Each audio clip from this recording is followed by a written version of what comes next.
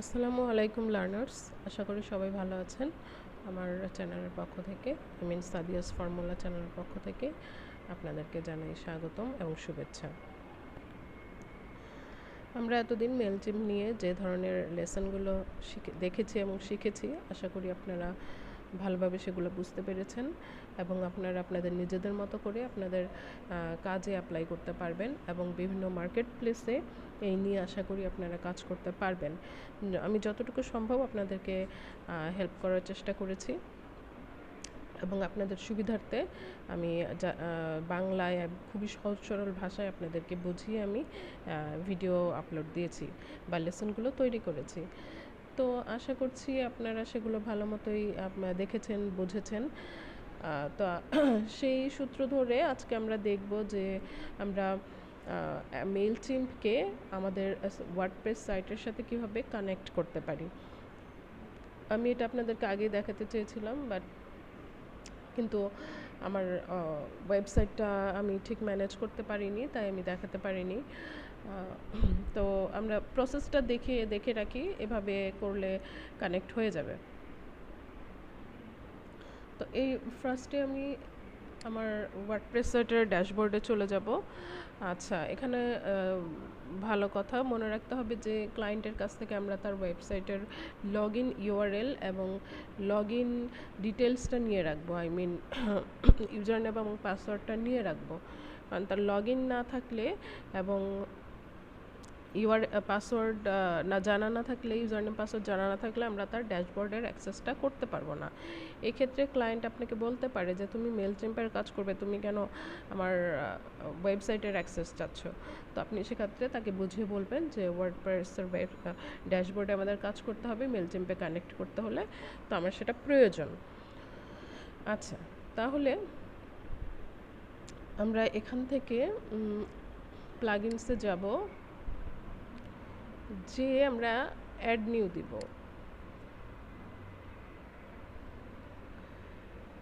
Add নিউতে আমরা এখানে মেইলচিম্প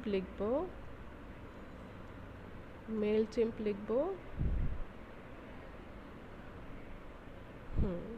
তাহলে দেখেন এখানে আছে মেইলচিম্প ফর WooCommerce, মেইলচিম্প ফর ওয়ার্ডপ্রেস। আমরা হচ্ছে এই প্লাগইনটা ইনস্টল দেব,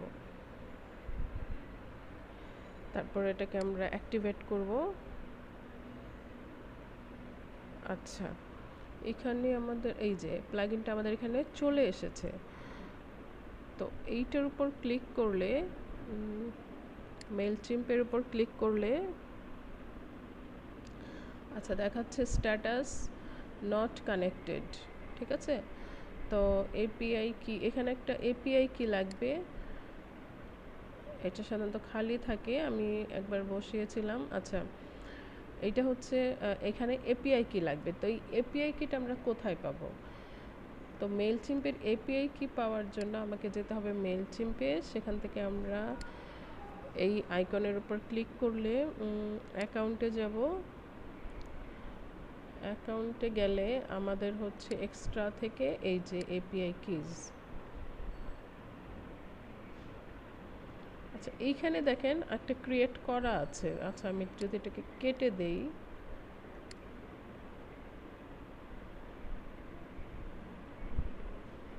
দেখেন আপনাদের কাছে যেই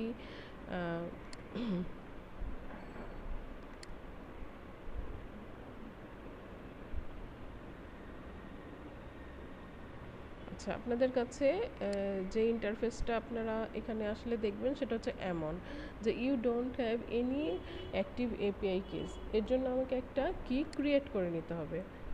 তো আমি ক্রিয়েটে কি দিলাম। আচ্ছা দেখেন এইখানে আমার একটা এপিআই কি ক্রিয়েট হয়ে গেছে। এটাকে আমি কপি করে নেই, কন্ট্রোল সি,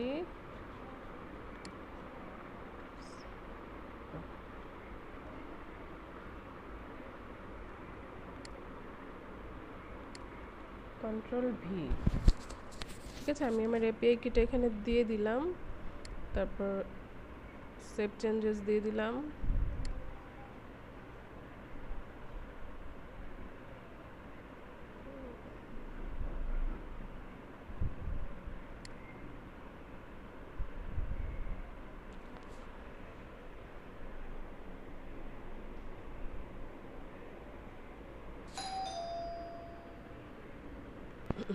আচ্ছা দেখেন, আমি এপিআই কিটা দেওয়ার পরেও আমার এটা কানেক্টেড দেখাচ্ছে না, ঠিক আছে। তার কারণ হচ্ছে এই যে এখানে আমার একটা মেসেজ শো করছে যে error connecting to Mailchimp, here some info. এইটা আমি পড়ে দেখেছি যে আমার হোস্টিংয়ের কিছু প্রবলেম আছে, তো যার কারণে আমার মেইলচিম্পটা এখানে কানেক্ট হচ্ছে না। বাট আমাদের প্রসিডিওরটা হচ্ছে এটাই, আমি যখন এখানে এপিআই কিটা দিব এবং সেভ চেঞ্জেস দিব, তখন আমার এখানে কানেক্টেড অপশনটা চলে আসবে, গ্রিন কালার একটা অপশন, হ্যাঁ।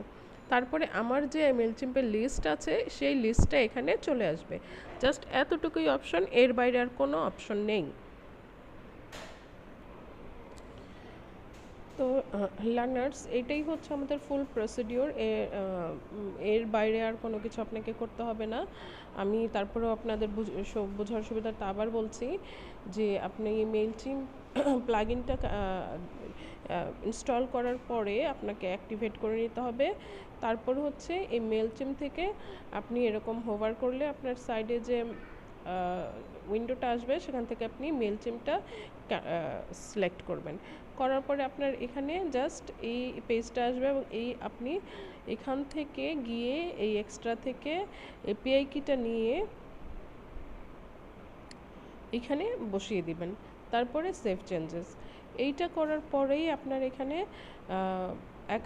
আপনার মেইলচিম্প অ্যাকাউন্টটা কানেক্টেড হয়ে যাবে এবং আপনার লিস্টটা চলে আসবে। আপনার যদি একটা লিস্ট থাকে তাহলে একটা লিস্ট আসবে, আপনার যদি একাধিক লিস্ট থাকে তাহলে একাধিক লিস্ট এখানে চলে আসবে। It's a easy process, but আমার হচ্ছে গিয়ে হোস্টিংয়ের প্রবলেম হচ্ছে, আমি এইটা পড়ে দেখলাম যে যার কারণে আমার এটা কানেক্টিভিটিটা পাচ্ছে না। হোস্টিং ইস্যু যদি আমি সলভ করি তারপরে আমার কানেক্টিং ইস্যু পেয়ে যাবে। তো আপনার এই ধরনের সমস্যাতে পড়বেন না। ক্লায়েন্টের সাইট এটা মানে কোনো ক্লায়েন্টের সাইট সবসময় আপডেট থাকবে, তাদের হোস্টিং এবং অন্য ধরনের ডোমেইন প্রবলেম এগুলো সাধারণত থাকবে না এবং আপনিও সেগুলো ফেস করবেন না। আর যদি একান্তই কোনো সমস্যা হয়ে থাকে, আপনাকে এই ধরনের মেসেজ দিলে আপনি ক্লায়েন্টের সাথে কথা বললে সেটা অবশ্যই ক্লায়েন্ট তার হোস্টিং প্রোভাইডারের কাছ থেকে প্রবলেমটা সলভ করে নেবে। তো যাই হোক, আপনি এত ঝামেলায় পড়বেন না, আপনি জাস্ট এইভাবে প্রসিডিওরটা মেনে এটাকে কানেক্ট করে নেবেন এবং এটা সুন্দরভাবে কানেক্ট হয়ে যাবে। আর মেলচিম্প ওয়ার্ডপ্রেসের ড্যাশবোর্ড, এখানে আপনাকে আর কিছু না জানলেও চলবে। আপনি যদি ওয়ার্ডপ্রেসের কাজ নাও জানেন কোনো সমস্যা নেই, এই এতটুকুই আপনার কাজ, আপনি এখান থেকে সুন্দর করে কানেক্ট করে দেবেন। সুতরাং ভয় পাওয়ার কোনো কারণ নেই। আল্লাহ হাফেজ।